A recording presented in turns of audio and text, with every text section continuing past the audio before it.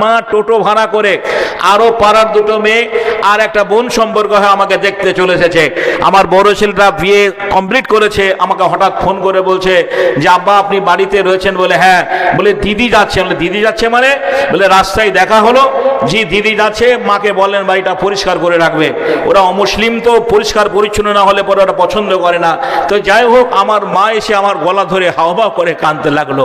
বলছে বেটা মিলন, তুই কি দুঃখে মুসলমান হয়েছি? হায়রে, এতটুকু একটা ছোট্ট তালপাতার কুড়ো ঘরে, আমার মাটির দেওয়াল উপরে টালের ছাউনি, বলছে এই ছোট্ট একটা ঘরে এতগুলো ছেলে মেয়ে নিয়ে থাকিস কি করে?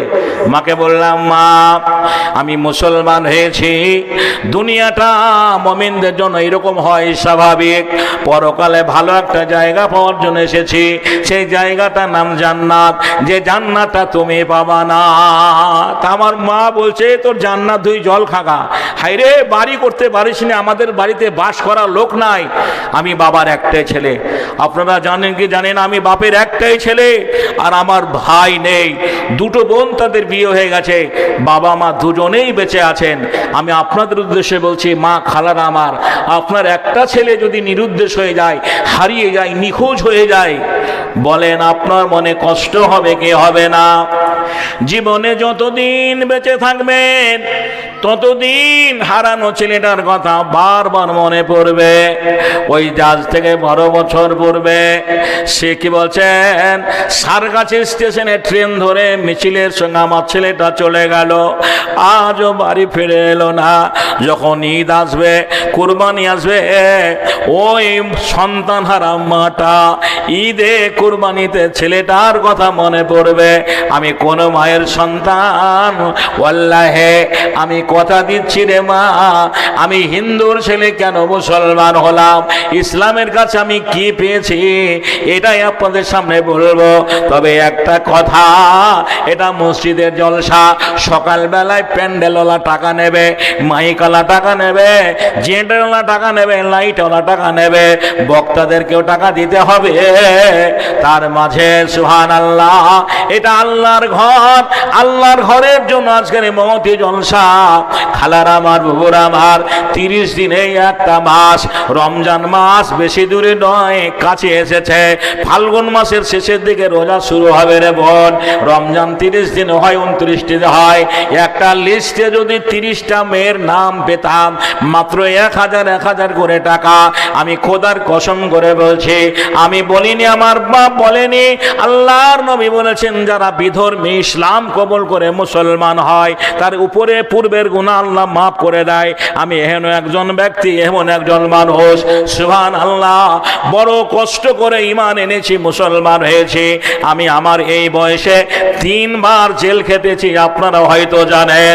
আমেরিকার টুইন টাওয়ার যখন ভাঙে, লাদেন করে লেখালেখি চলছিল, আমার ওস্তাদে মোহতারাম মওলানা আব্দুল কি বলছেন আব্দুল্লাহ সালাফির আব্বাজান ইসমাইল শামসী সাহেব, ওনার সুযোগ্য সন্তান আব্দুল্লাহ সালাফি, তার একটা ডায়েরি নাম্বারে আমার নাম্বার লেখা ছিল। বহরমপুর বাস স্ট্যান্ডে সাদা রঙের পুলিশের গাড়ি আমাকে জিজ্ঞাসা করলো বাড়ি কোথায়। আমি বললাম আমার বাড়ি সাগরদিঘি।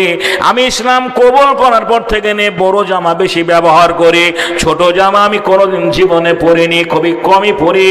বাড়িতে থাকলেও জুব্বা পরে যাই, নামাজ পড়তে গেলে জুব্বা পরি, বাড়িতেও জুব্বা পরি, বাইরেও পরি। এই আলখাল্লা পোশাকটা পরার সঙ্গে সঙ্গে বলল তোমার ব্যাগটা দেখি। ব্যাগটা চেক করার পরে একটা ডায়েরি পেল। আমি অত বড় বক্তা নয়, শুধু মাদ্রাসার ঠিকানাগুলো লেখা রয়েছে।